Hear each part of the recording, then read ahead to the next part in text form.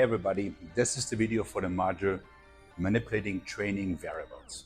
So in order to create a change in our bodies, I mean to get bigger or leaner, we have to challenge the body, right? So weight training does that. But of course you can't be doing the same thing over and over again, because then the body figures it out and no change happens whatsoever, right? So something has to give.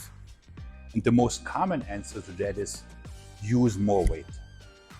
And that is sort of true, but it's also not, because the issue is that, first of all, you can't add unlimited weight, right? So someone like yours truly, who has been training for over 30 years, sadly, I'm not getting any stronger, right? So there's just a certain max out, right?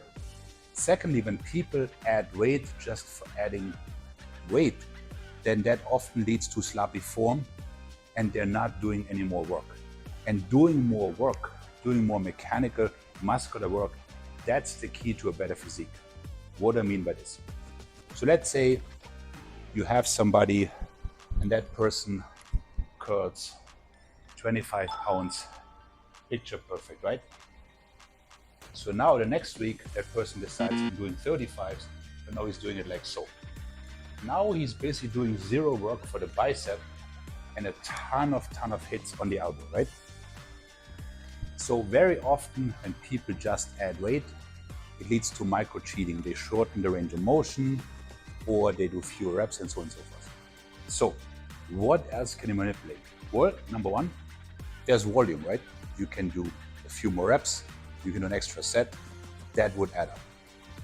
What I always tell people is like, before you change anything in the workout, perfect everything, meaning try to have perfect reps only, right?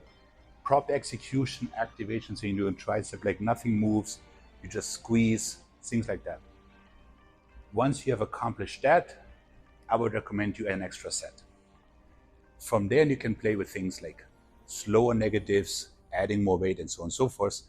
But what I don't want you guys to do is just to try add weight every week, because that's going to lead to injuries. So to summarize, the first training variable you're changing is your execution, right?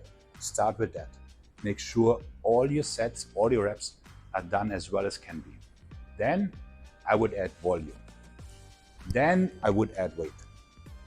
Then I would try a little bit more volume.